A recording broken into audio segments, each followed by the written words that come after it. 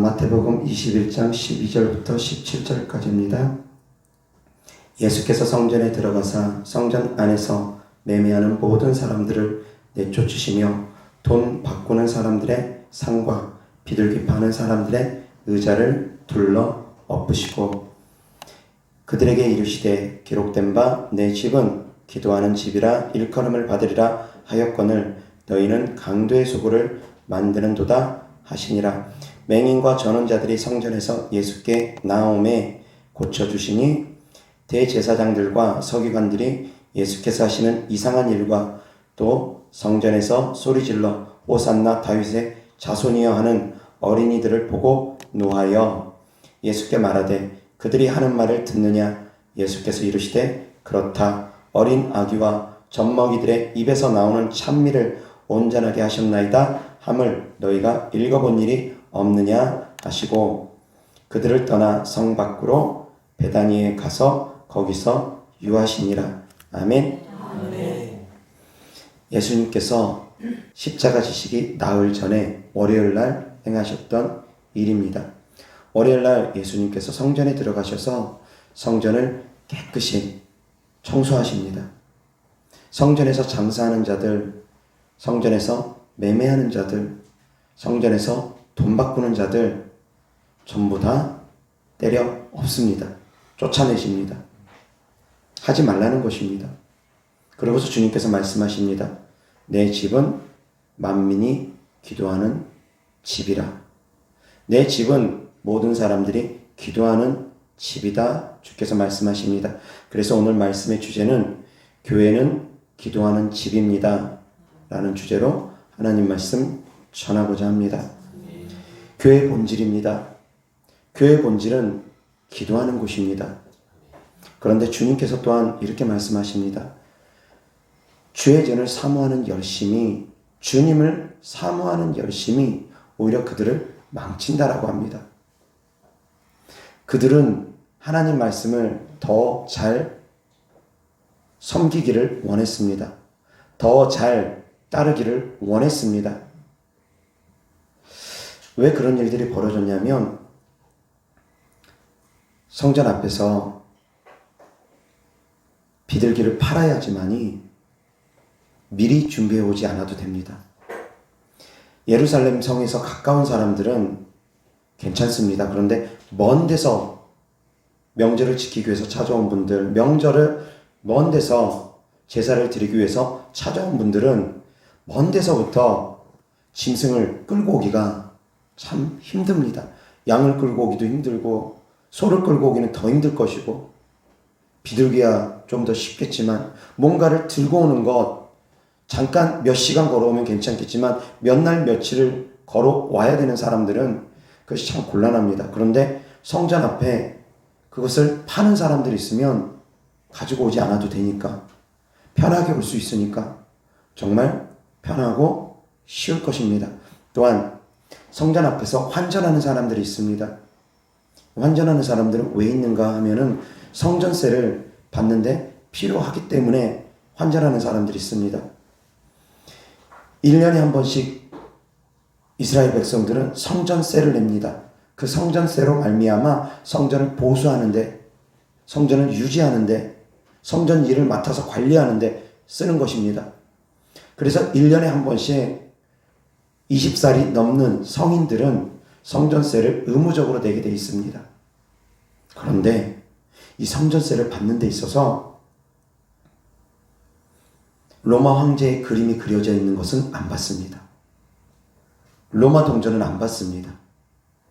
그러다 보니까 다른 나라 동전도 안 받습니다. 어떤 동전을 받느냐? 어떤 돈을 받느냐? 히브리 돈이어야 됩니다. 두로와 히브리 돈이라고 그렇게 표현되어 있습니다. 어찌되었건 히브리 돈이어야 됩니다. 로마 돈 안 됩니다. 헬라 돈 안 됩니다. 다른 나라 돈 안 된다라는 것입니다. 다른 나라 왕의 형상이 그려진 거 안 된다라는 것입니다. 그러니 와가지고 갑자기 성전세를 내려고 하면 미리 바꿔놓지 않으면 준비가 안 돼 있는 경우가 너무 많다 보니까 편리에 의해서 환전상이 생겨난 것입니다. 그런데 그 모든 것을 허락하는 사람들이 누구냐? 대제사장들입니다. 대제사장이 성전 앞에서 장사하는 것을 허가를 해줍니다. 그러다 보니까 그 안에 비리도 많았을 것입니다. 뇌물도 많이 대제사장들이 챙겼을 수 있었을 것입니다. 왜? 그 장사의 특권을 모든 사람에게 줄 수는 없으니까 특정 사람에게 주기 위해서는 뭔가 비리가 있을 것입니다.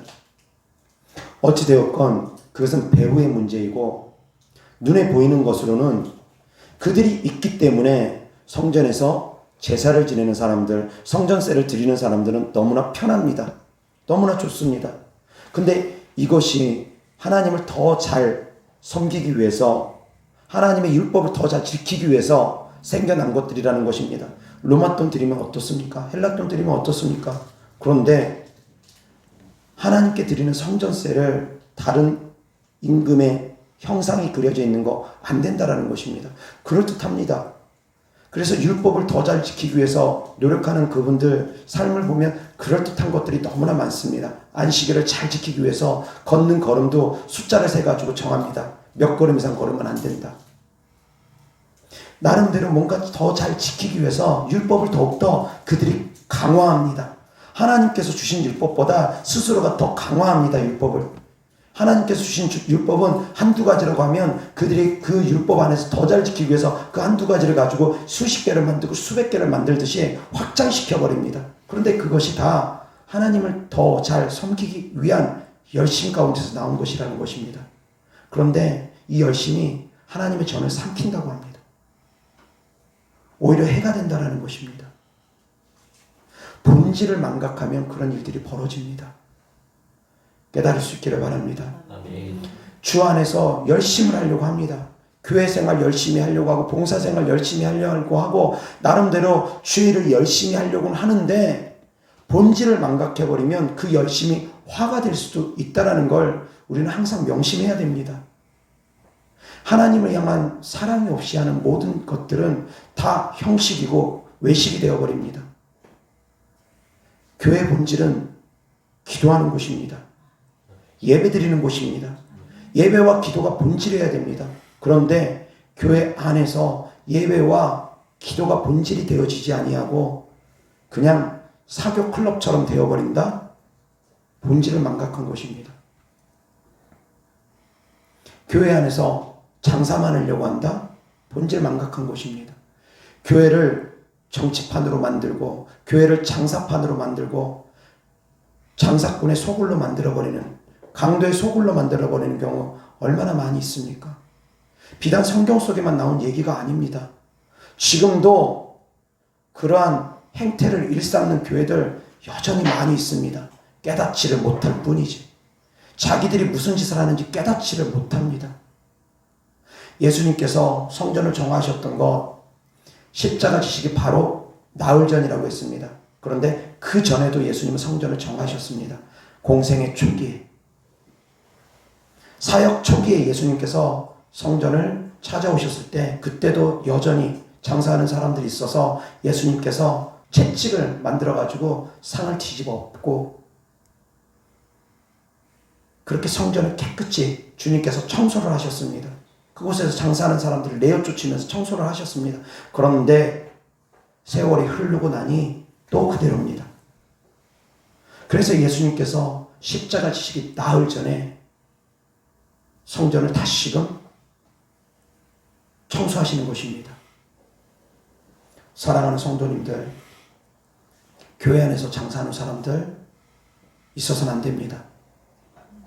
교회가 정치판이 되어주면 안 됩니다. 그래서 저는 정치적인 발언하는 거 정말 삼가하려고 노력합니다. 그래서 제가 하는 메시지는 정치적인 메시지가 아닙니다. 말씀에 관련된 메시지들이지. 차별금지법, 정치에 연관돼 있어서 그러지 이것은 말씀을 지키기 위한 것입니다. 차별금지법 통과시키려는 자들, 그들을 찍어주면 안 됩니다. 이건 정치에 개입하기 위함이 아닙니다. 그리스도의 말씀 안에서 저는 말씀을 지키기 위함입니다. 공산주의 사상이 대한민국 땅을 잠식하면 안 됩니다. 공산주의 사상에 물들어 있는 사람들이 점점 확산되어지면 안 됩니다. 공산주의 사상을 갖고 있는 사람들은 정치인이 되어지면 안 됩니다. 그런 사람들은 거를 줄 알아야 됩니다. 이것은 정치적인 얘기가 아닙니다. 그리스도인의 신앙 이야기입니다. 그런데 교회 안에서 정치 활동하는 분들이 있습니다. 잘못되게 가는 분들이 있습니다. 말씀을 지키지 아니하고 말씀을 거슬리면서 그런 사람들을 옹호하는 사람들이 있습니다. 말씀을 대적하는 자들을 옹호하는 사람들이 있습니다.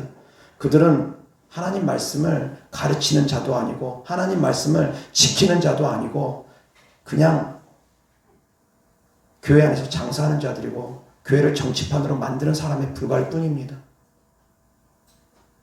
그런 교회 다니면 안 됩니다.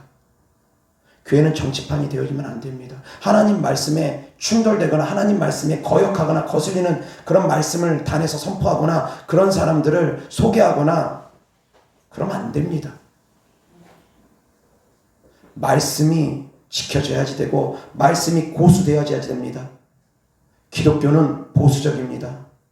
기독교는 절대 진보가 아닙니다. 기독교는 말씀 그대로 지켜나가는 것입니다. 깨달을 수 있기를 주 예수 그리스도 때문에 축원합니다. 기독교회는 오른쪽에 있어야 됩니다. 왼쪽에 있으면 안 됩니다. 항상 기독교회는 양이 되어서 오른쪽에 세워진 양처럼 그렇게 신앙생활을 해야 됩니다. 왼쪽에 서 있으면 안 됩니다. 왼쪽 염소의 자리에 있으면 안 됩니다. 이것은 정치적인 얘기가 아닙니다. 믿음의 이야기입니다. 교회는 정치가 들어오면 안 됩니다. 정치가 들어오지 못하게 그리스도인들은 지켜나가야 됩니다. 또한 교회가 장사꾼들의 소굴이 되어지면 안 됩니다. 장사하기 위해서 교회 들어오는 분들 때로는 계십니다. 자기 사업적인 목적 때문에 교회 다니는 분들 계십니다. 특히 대형교회는 그런 분들이 많이 계십니다. 왜? 대형교회 이름 알려지면 그 교회 성도들만 그 사람 사업하는 곳에 찾아가면 장사 잘 되기 때문에 장사 목적으로 사업 목적으로 그렇게 교회 다니시는 분들 계십니다. 예전에 제가 출석했었던 교회 중에 그 교회 한 성도님이 부동산을 하시는데 성도님들이 자기 부동산을 이용하면 당연한 것이고 자기 부동산을 이용하지 않으면 삐지고 화나고 토라지고 배척하고 노골적으로 그런 감정 표현을 하시는 그런 분이 계셨습니다. 교회를 장사하러 오신 분입니다. 그분은. 물론 성도님들끼리 서로 같은 값이면 성도님들 물건 사주는 거 좋습니다. 팔아주는 거 좋습니다. 그리고 성도님들은 다른 사람들보다 성도님들에게는 더욱더 특혜를 주는 것이 맞습니다. 주님역교회 성도님들 특혜를 주면서 20% 할인, 30% 할인 맞습니다. 그렇게 할 수 있습니다. 그러면서 상부상조하는 것입니다. 이윤 적게 넘기고 더 많은 사람들에게 더 많은 성도들에게 혜택을 주고 성도님들은 다른 곳 가는 곳보다 그 성도님께 가면 더 많은 혜택이 있으니까 그렇게 하고 그런데 그렇지 않냐고 반대로 성도님들에게 폭리를 취하는 분들 그런 분들도 계시더라는 것입니다. 성도가 성도 간의 돈거래를 하는데 제가 상담했던 분 중에 있습니다. 저희 교회 성도님은 아닙니다. 성도가 성도 간의 돈거래를 하는데 사채업자보다 더한 폭리를 취한 그런 성도가 있었습니다. 제가 하다못해 그분은 성도도 아닙니다. 그런 분은 같은 형제도 아닙니다. 법대로 하십시오. 법을 초월한 이자는 줄 의무가 없습니다. 그분은 대고법 위반한 것이기 때문에 더 이상 그분에게 이자 줄 필요 없습니다. 그동안 잘못 이자 준 거에 대해서까지 돌려받을 수 있습니다. 제가 상담을 해줬습니다. 왜 그러냐면 원금보다 이자가 이미 원금을 뛰어넘어 버렸습니다. 얼마나 폭리를 취했으면. 교회 안에서 장사를 하는 분들 계시더라는 것입니다. 안 됩니다. 그러면은 상처받으면 둘 다 떠납니다. 그런 경우 참 많습니다. 교회 안에서 돈거래 하다가 빌린 사람은 빌린 거 갚기 싫으니까 교회를 떠나고 빌려준 사람은 빌려줘가지고 안 갚으니까 그것 때문에 또 시험 들어서 또 떠나고 빌려준 사람이나 빌린 사람이나 둘 다 시험에 들어서 교회를 떠나는 경우가 허다합니다. 그래서 교회 안에서는 돈거래하는 거 정말 조심해야 됩니다. 그래서 저는 공식적으로 교회 안에서 주님교회 안에서 동거래하는 거 허락하지 않습니다. 공식적으로 그렇습니다. 왜 그러냐면 그것이 시험이 되기 때문입니다. 교회는 기도하기 위해서 다니는 곳입니다. 예배드리기 위해서 다니는 곳입니다. 구제는 필요합니다. 구제 필요 없다 말하지 않습니다. 그러나 고아와 과부에 한해서 구제가 진행되는 것이지 모든 사람에게 구제가 진행되는 것은 아닙니다. 고아와 과부가 어떤 사람들이냐? 다르게 얘기하면 자기 능력으로 살아갈 수가 없는 사람들, 그들입니다. 돌보지 않으면 도저히 자기 경제력으로 자기 삶을 살아갈 수 없는 사람들. 그 시대의 고아와 과부는 그랬습니다. 누가 도와주지 않으면 굶어 죽을 수밖에 없는 사람들, 그 사람들입니다. 그런 사람들을 교회 차원에서는 도와줘야 되는 거 맞습니다. 그러나 자기 힘으로 얼마든지 일할 수 있는데도 자기 힘으로 일하지 아니하고 교회에 구제만 요청하는 분들, 그런 분들은 도와주는 건 아닙니다. 저한테도 구제 요청하는 분들, 알지도 못하는 분들이 가끔씩 구제 요청 메시지를 보내옵니다. 저는 그냥 읽어보지도 않습니다.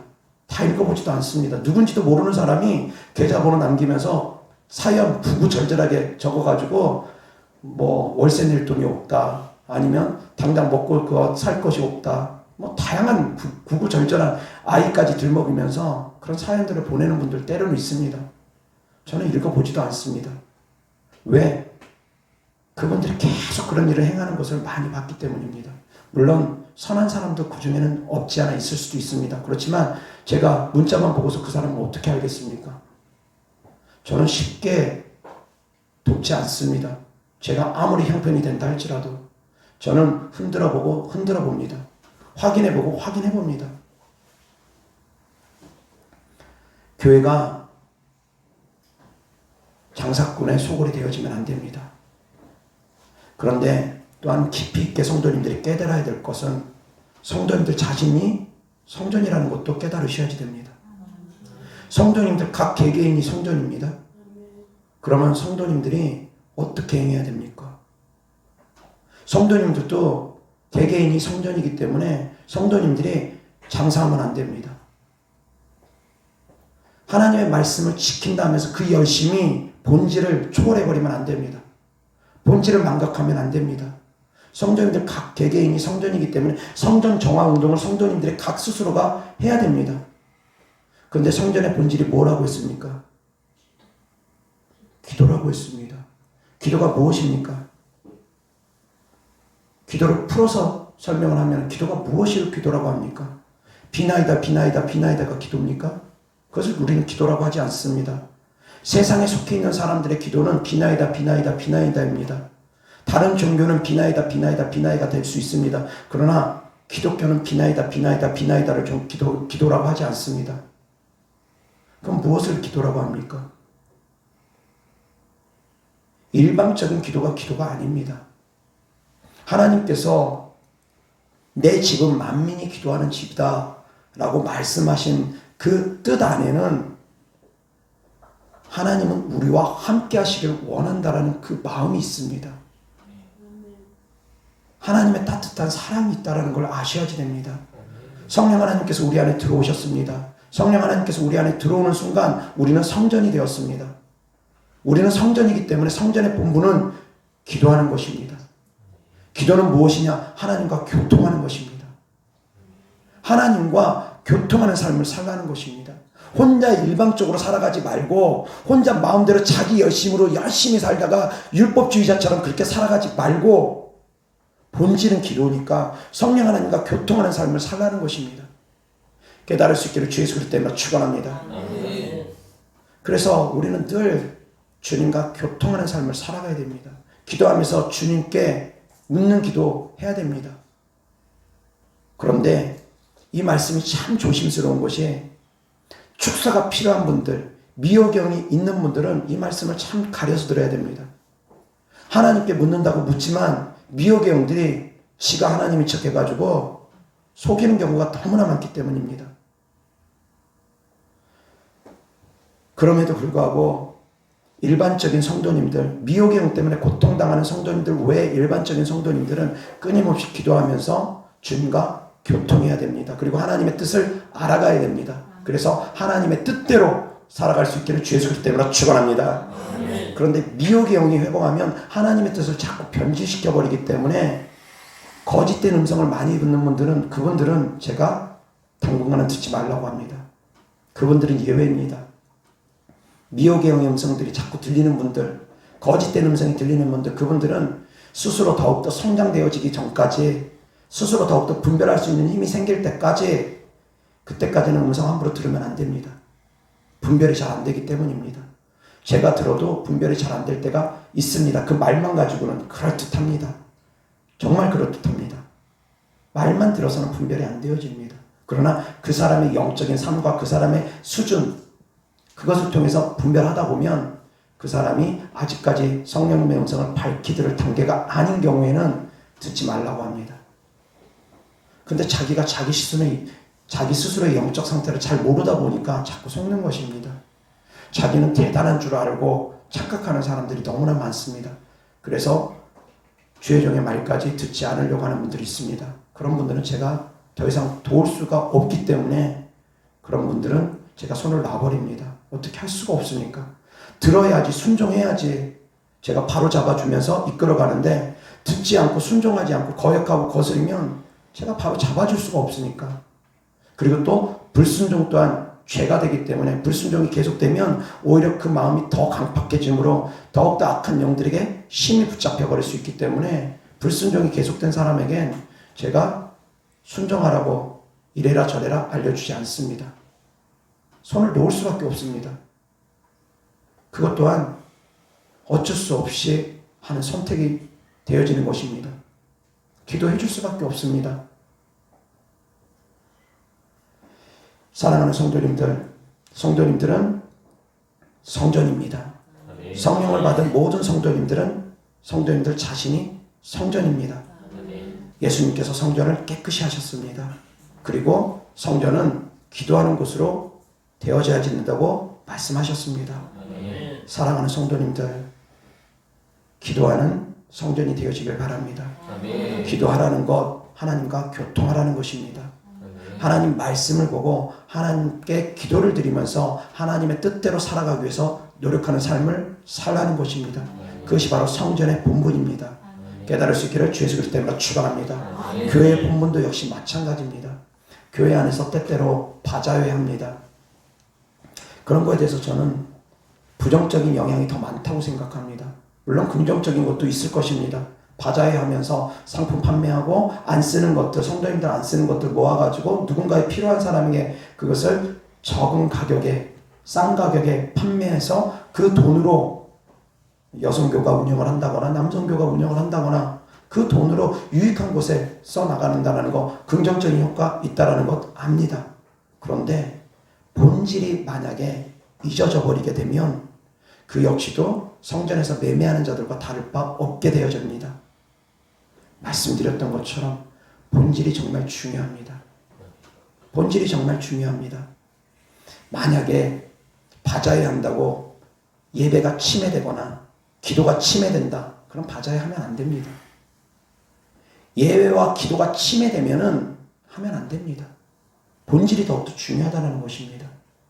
깨달을 수 있기를 바랍니다. 아멘. 교회 안에서 특히 저희 교회는 성전이 비좁고 따로 공간이 없다 보니까 이제 대화 나눌 곳이 없어서 이곳에서 대화를 나눌 때가 있습니다. 근데 사역 때문에 불가피한 대화가 있을 때도 있습니다. 그런데 사역 때문에 불가피한 대화 외에 기도 시간에 다른 사람들 기도가 방해될 정도로 사담이 나눠지는 것도 바람직한 것은 아닙니다. 그래서 모든 것들을 질서 있게 덕이 있게 해야 됩니다. 깨달을 수 있기를 바랍니다. 그렇다고 해가지고 일주일에 한 번 만났는데 대화 나눌 시간도 없는데 입 딱 다물고 아무 소리도 안 하고 인사도 안 하고 그러란 얘기 아닙니다.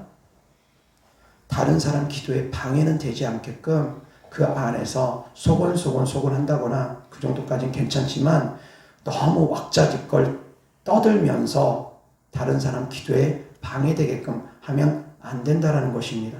이것이 바로 또 교회 안에서 덕이고 질서입니다. 그리고 또한 침묵 기도하고 조용히 예배 전에 기도하고 있는데 혼자만 통곡하면서 부르짖고 그렇게 기도하는 것도 그것도 덕되지 못합니다. 모든 것이 질서 있게 균형 있게 가야 됩니다.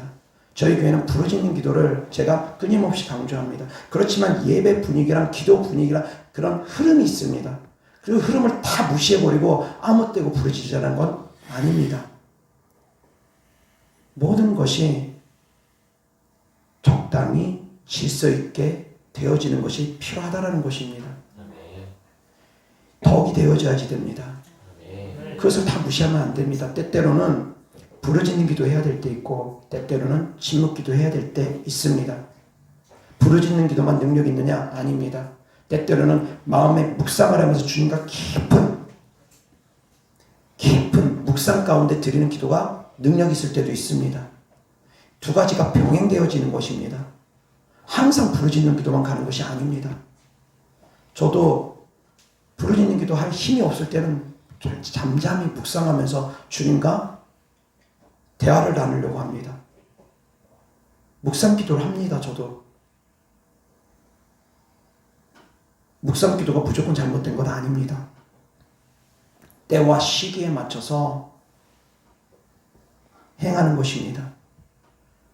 교회 안에서 질서에 맞춰서 행하는 것입니다. 깨달을 수 있기를 바랍니다. 부르짖으라고 마음껏 부르짖으라고 힘껏 부르짖으라고 목사님이 목을 놓아서 더 세게 부르짖으라고 하는데 그때 혼자 침묵 기도하고 있으면 그것도 안 됩니다. 그 흐름에 따라서 예배 흐름에 따라서 같이 호흡을 같이 하면서 따라가는 것이지 호흡 같이 하지 않고 혼자만 다들 찬양하고 있는데 혼자 기도하고 있고 다들 기도하고 있는데 혼자 신나가지고 찬양하고 있고 그것도 흐름을 제대로 따라가지 못하는 것입니다. 그러나 개별적인 영성이 다 다르기 때문에 그럴 수 있습니다. 찬양할 수도 있습니다. 다른 사람 기도하는 가운데 주님이 찬양의 기쁨을 빌어서 찬양할 수 있습니다. 그렇지만 다른 사람에게 방해되지 않는 선에서 해야 되는 것입니다. 그럴 때는 이 사람은 이 찬양하고 저 사람은 저 찬양하고 만약에 기도 시간에 기도 열심히 하고 있는데 목이 터져라 힘껏 찬양한다고 여기서는 뭐 보혈 찬양하고 있고 저기는 기쁨의 찬양 감사 찬양하고 있고 다 각자 그렇게 한 두세 사람만 되면 정신없을 것입니다. 기도 집중 안 될 것입니다. 다른 사람 기도에 방해되게끔 하면 안 되는 것입니다. 그것도 질서입니다. 교회는 기도하는 곳이라고 해가지고 나 기도하는데 왜 방해하냐고 교회 기도하는 곳이라고 목사님 말씀하지 않았냐고 그러면서 목사님 사역한다고 상담하고 있는데 여기서 막 기도해가지고 목사님 사역에 방해되게끔 상담에 방해되게끔 그것도 덕이 안 되는 것입니다.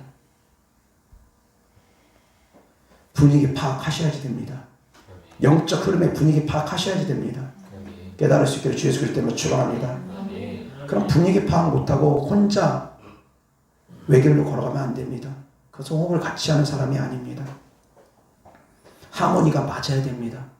성가대에서 성가 찬양을 하는데 각자의 그런 소리들이 하나가 되어져서 하모니가 이루어질 때 아름다운 목소리가 나오는 것 아니겠습니까? 아름다운 찬양 나오는 것 아니겠습니까? 그처럼 때때로는 내 목소리를 죽이고 상대방 목소리에 귀를 기울일 수도 있어야지 되는 것입니다. 교회는 기도하는 것입니다. 그렇다 해가지고 내 목소리만 높이면서 내가 기도하는데 왜 참견하냐고 교회 기도하는 곳인데 그러면서 막무가내로 나가면 안 됩니다. 아무 교회나 쳐들어가가지고 교회는 만민의 기도하는 집이라고 했는데 왜 당신 기도 못하게 하냐고 그것도 안 됩니다. 저희 교회에 기도하기를 원해서 녹화하신 분이 몇몇 있었습니다. 다른 교회 장로님이 우리 교회 와서 기도하기를 원한다고 그러면서 자기 이름을 대고 출석하고 있는 교회 되시더라고요. 그러면서 우리 교회에서 기도하기를 원한다고 하시더라고요. 제가 정중히 거절했습니다. 본교회 장로님쯤 되면 본교회에서 기도하셔야지. 우리 교회는 모든 사람에게 개방되어 있는 교회는 아닙니다. 말 그대로 교회이기 때문입니다. 기도원은 다릅니다. 기도원은 모든 사람에게 개방된 곳이 기도원입니다. 누구라도 가서 기도할 수 있는 곳이 기도원입니다. 그러면 기도하기를 원하면 기도원 찾아가면 됩니다. 그런데 남의 교회 가가지고 무조건 교회는 만민이 기도하는 집이니까 그래야 된다. 잘못된 생각입니다. 근데 저도 어렸을 때 그렇게 생각했습니다. 아무 교회나 찾아가서 뻔뻔하게 기도해도 되는 줄 알았습니다. 근데 그게 쉽지 않더라고요. 기도할 곳을 정말 찾아서 몸부림치면서 헤맸던 시기가 저에게 있기 때문에 저도 초창기에 사역할 때는 교회 문을 개방했습니다. 비밀번호를 개방해 줬습니다. 그런데 부작용이 더 많기 때문에 그 이후로는 제가 개방하지 않습니다. 관리가 되어지지 않다라는 거. 누구라도 제가 비밀번호 알려주지 않는 사람이 불쑥불쑥 들어오는 경우도 있었고 제가 방해가 되더라고요. 사역에도 방해가 되는 것 같고. 그래서 그렇게 할 수는 없구나. 기도처가 따로 있다면 가능하겠지만 우리 교회가 기도처가 따로 있지 않기 때문에 그래서 교회 안에서 질서가 있다라는 거. 교회의 형편과 처지에 따라서 얼마든지 이것이 다를 수 있다라는 거. 그래서 교회는 만민이 기도하는 집이다라고 해서 아무 교회나 가가지고 왜 기도 개방 안 하냐고, 왜 기도할 수 있도록 개방 안 하냐고. 그래서도 안 되고, 교회는 만민이 기도하는 집이라고 해가지고 혼자만 성령 충만하다고 해가지고 혼자만 기도하고 다른 사람들 기도 싹 방해시켜가지고 다른 사람 기도 못하게 하고 그래도 안 되는 것입니다. 깨달을 수 있기를 바랍니다. 아멘. 균형 있게 질서 있게 행하셔야지 됩니다. 질서 있게 행해야 됩니다.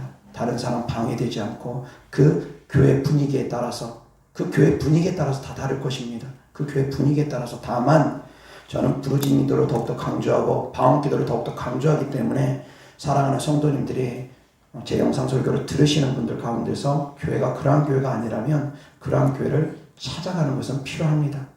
마음껏 기도할 수 있는 교회.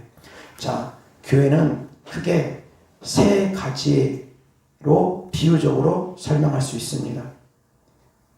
교회가 행하는 일에 따라서 교회는 크게 세 가지를 비유적으로 말할 수가 있습니다.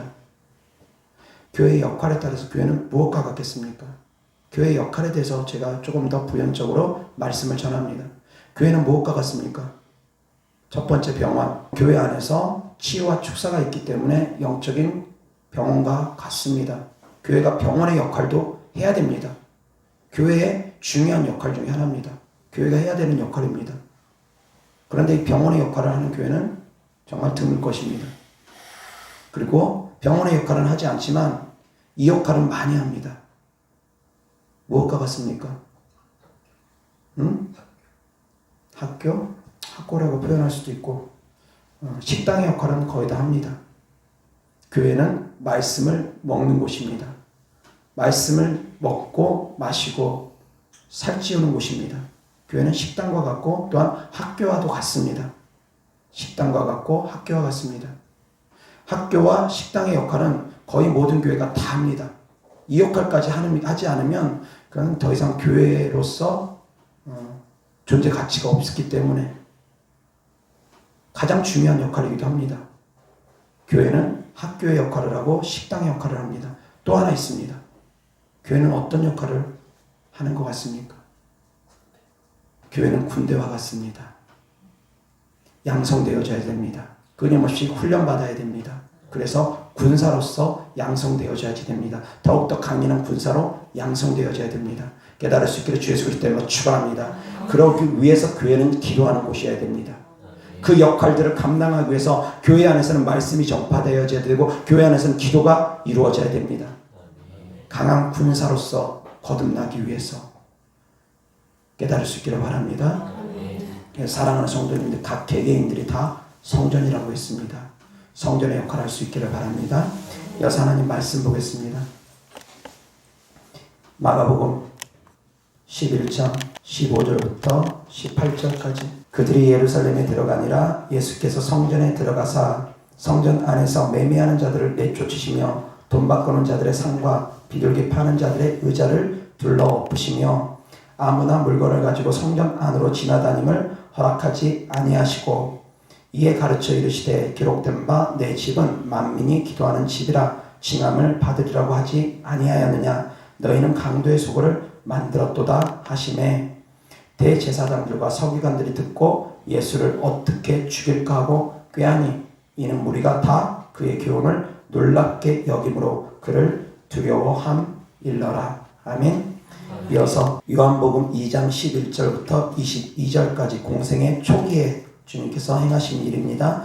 예수께서 이 첫 표적을 갈릴리 가나에서 행하여 그의 영광을 나타내심에 제자들이 그를 믿으니라.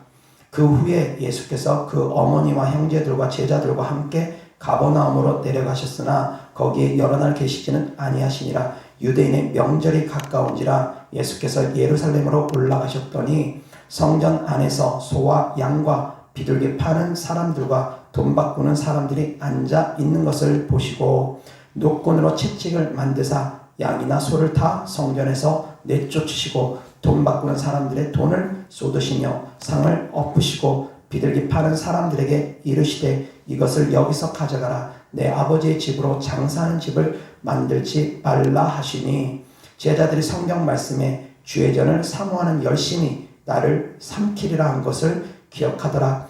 이에 유대인들이 대답하여 예수께 말하기를 내가 이런 일을 행하니 무슨 표적을 우리에게 보이겠느냐. 예수께서 대답하여 이르시되 너희가 이 성전을 헐라 내가 사흘 동안에 일으키리라.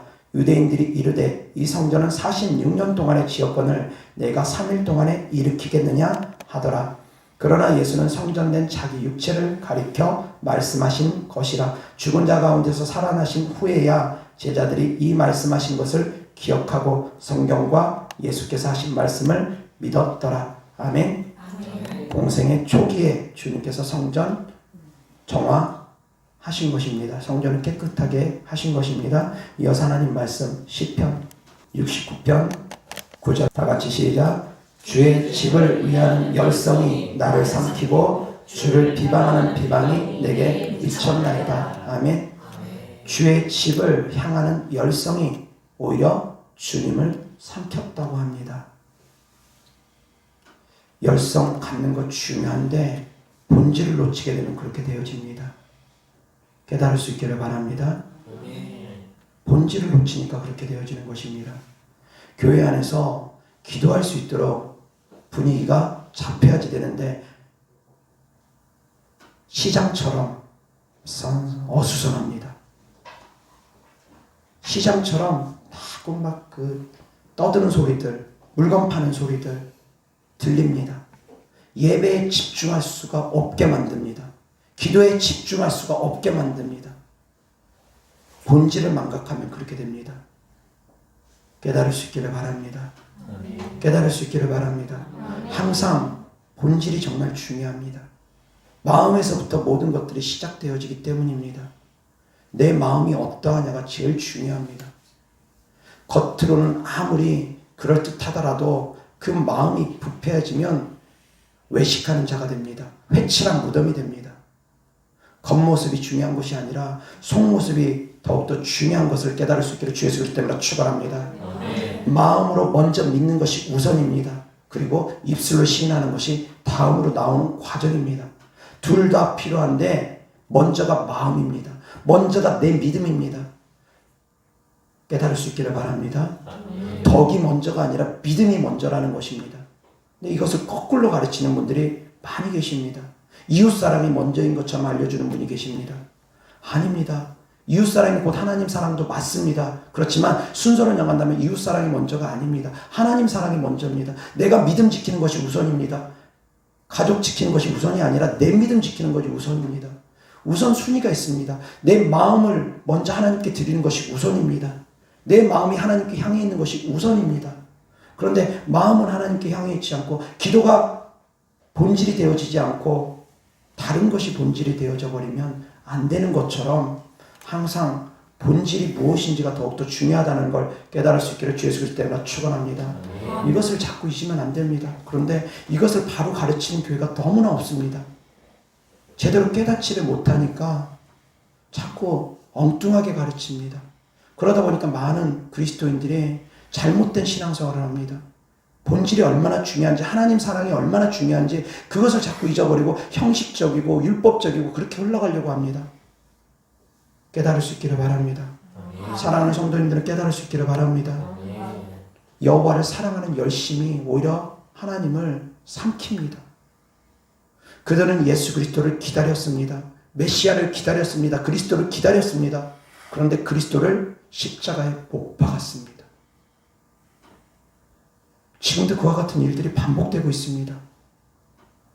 하나님의 뜻을 알지 못하니까, 하나님의 마음을 알지 못하니까 지금도 그와 같은 일들이 계속 반복되고 있습니다. 성경에만 기록된 것이 아니라 예수님을 사랑한다 하면서 성령 하나님을 십자가에 못 박고 있는 자들, 예수님을 사랑한다 하면서 성령을 모독하고 성령을 회방하는 자들, 성령의 역사를 가로막고 회방하는 자들, 성령의 역사를 나타나는 교회를 이단이라고 하는 자들 똑같습니다. 자기들을 하나님 사랑한다고 하면서 그런 일들을 행합니다. 잘못된 믿음, 하나님의 뜻을 알지 못하는 잘못된 믿음, 자기만의 열심으로 행하는 잘못된 믿음, 얼마나 위험한지 성경은, 하나님은 우리에게 끊임없이 경고하지만 듣지도 못하고 깨닫지도 못합니다. 사랑하는 성도님들은 깨달을 수 있기를 바랍니다. 이 본질이 잊어지면 안 됩니다. 이 본질을 놓치면 안 됩니다. 성도님들은 성전입니다. 본질을 잊어버리지 않기 바랍니다. 아무리 다른 것을 잘한다 할지라도 기도하지 아니하면 그것은 잘한 것이 아닙니다. 항상 주님과 기도하는 삶을 살 수 있기를 주 예수 그리스도 이름으로 축원합니다. 항상 하나님께 맡기고 하나님과 교통하고 하나님의 뜻을 알고 하나님의 뜻대로 행하려고 노력하고, 그것이 우리의 삶 가운데 늘 있어야 되는 것입니다. 깨달을 수 있기를 바랍니다. 그것을 잊어버리고 그것을 행하지 아니하고 다른 것만 열심히 하려고 하면 그것이 바로 율법적인 신앙생활이 될 수 있다는 것입니다. 형식적인 신앙생활이 될 수 있다는 것입니다. 교회의 역할은 병 고치고 귀신 쫓고 병원의 역할도 해야 됩니다. 가르치고 말씀을 먹고 식당의 역할과 학교의 역할도 해야 됩니다. 그리고 훈련되어져서 제자를 양성시키는 군대의 역할도 해야 됩니다. 그것이 바로 교회의 역할입니다. 정말 중요한 교회의 역할들입니다. 그런데 식당의 역할만, 학교의 역할만 하는 교회가 너무나 많습니다. 또 교회 본질을 제대로 알지 못하기 때문입니다. 사랑하는 성도님들도 그러한 삶을 사셔야 됩니다. 성도님들의 삶이, 성도님들 자신이 의사가 되어져야 되는 삶을 살아야 됩니다. 가르치는 선생이 되어져야 되는 삶을 살아야 됩니다. 군대의 지휘관의 역할을 하는 삶을 살아가야 됩니다. 이것은 주의 종에게만 특별히 맡겨놓은 일은 아닙니다. 성도님들의 믿음의 영적 수준에 따라서 그 일을 행할 수 있는 사람들도 있을 것입니다. 행하지 못할 사람도 있을 것입니다. 그러나 저는 사랑하는 성도님들이, 제 설교를 듣는 성도님들이 그러한 역할을 할 수 있기를 주 예수 그리스도 이름으로 축원합니다. 그것은 제자들에게만 맡겨준 것이 아닙니다. 모든 사람을 제자로 삼으라고 했습니다. 너희는 모든 족속으로 제자를 삼으라고 했습니다. 제자가 또 다른 제자를 낳고 그 제자가 또 다른 제자를 낳고 그것이 바로 성경의 역사입니다. 끊임없이 우리는 생육하고 번성해야 됩니다. 낳고를 성령 안에서 우리는 계속해야 되는 것입니다. 깨달을 수 있기를 주 예수 그리스도 이름으로 축원합니다. 이어서 하나님 말씀 고린도전서 3장 16절 17절 시작. 너희는 너희가 하나님의 성전인 것과 하나님의 성령이 너희 안에 계시는 것을 알지 못하느냐. 누구든지 하나님의 성전을 더럽히면 하나님이 그 사람을 멸하시리라. 하나님의 성전은 거룩하니 너희도 그러하리라. 아멘. 이어서 로마서 8장 26절부터 28절까지 다 같이 시작. 이와 같이 성령도 우리의 연약함을 도우시나니 우리는 마땅히 기도할 바를 알지 못하나 오직 성령이 말할 수 없는 탄식으로 우리를 위하여 친히 간구하시느니라. 마음을 살피시는 이가 성령의 생각을 아시나니 이는 성령이 하나님의 뜻대로 성도를 위하여 간구하심이니라. 우리가 알거니와 하나님을 사랑하는 자 곧 그의 뜻대로 부르심을 입은 자들에게는 모든 것이 합력하여 선을 이루느니라. 아멘. 26절 다 같이 시작. 이와 같이 성령도 우리의 연약함을 도우시나니 우리는 마땅히 기도할 바를 알지 못하나 오직 성령이 말할 수 없는 탄식으로 우리를 위하여 친히 간구하시느니라. 아멘. 하나님께서 우리를 성전 삼아 주셨다고 했습니다. 하나님이 함께 계시는 곳이 바로 성전입니다. 성령 하나님께서 우리 안에 들어와 계신 이유, 우리와 대화하기를 원하시기 때문이라는 것입니다. 우리를 성전 삼아 주시는 이유, 우리로 하여금 기도하게 하심이고 주님과 교통하게 하기 위함이라는 것입니다. 그 가운데 주님께서 뒷짐지고 가만히 계시는 분이 아니라 우리의 기도를 도와주시고 우리와 함께 해주시고 우리와 교통해 주시는 분이라는 것입니다. 말할 수 없는 탄식으로 우리를 위해서 친히 간구해 주시는 분이라는 것입니다. 깨달을 수 있기를 주 예수 그리스도 때문에 축원합니다.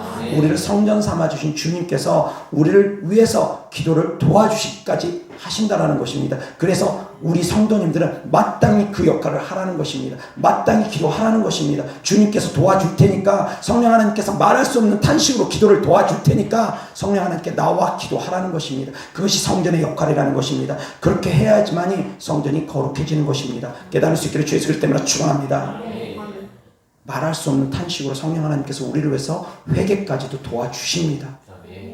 그러므로 말미암아 성령 하나님께서 우리의 성전을, 우리를 거룩하게 만들어 주시는 것입니다. 기도해야지만이 거룩해집니다. 기도하지 않으면 거룩해질 수가 없습니다. 성령 안에서 기도할 수 있기를 바랍니다. 성령 안에서 무시로 날마다 쉬지 말고 기도할 수 있기를 주 예수 그리스도 때문에 축원합니다. 그것이 바로 성전의 역할입니다. 그것이 바로 교회의 역할입니다. 깨달을 수 있기를 바랍니다. 기도하겠습니다. 좋으신 아버지 하나님 감사합니다. 우리를 성전 삼아 주신 주님 감사합니다. 우리가 무엇이 간데 우리를 하나님의 자녀 삼아 주시고 우리를 거룩한 성전 삼아 주셨나이까. 하나님 아버지, 우리가 우리의 성전을 더럽힐 때가 너무나 많습니다. 기도하지 아니하며 하나님과 교통하지 아니하며 살아갈 때가 너무나 많습니다. 이 시간 회개하오니 하나님 아버지, 우리의 더러운 죄악들을 용서하여 주시옵시고, 아버지 하나님, 이 시간 이후부터 우리가 주님과 교통하는 삶을 살아갈 수 있게 하여 주시옵소서. 성전에 마땅히 행할 바는 주님께 기도하는 것이라는 것을 깨닫고 우리가 늘 주님과 교통하는 삶을 살아갈 수 있도록 은혜 베풀어 주시옵소서. 주님께 드려진 예물을 축복합니다. 주님께 드려진 주님을 향한 마음이고 믿음이고 사랑이고 소망이오니 주께서 기뻐 받으시고 30배, 60배, 100배 이 땅에서도 심은 대로 열매 맺게 하여 주셔서 구워줄지언정 구이지 아니하고 머리 될지언정 꼴이 되지 않게 하여 주시옵소서. 우리 구주 예수 그리스도 이름으로 축복하며 기도드렸습니다. 아멘.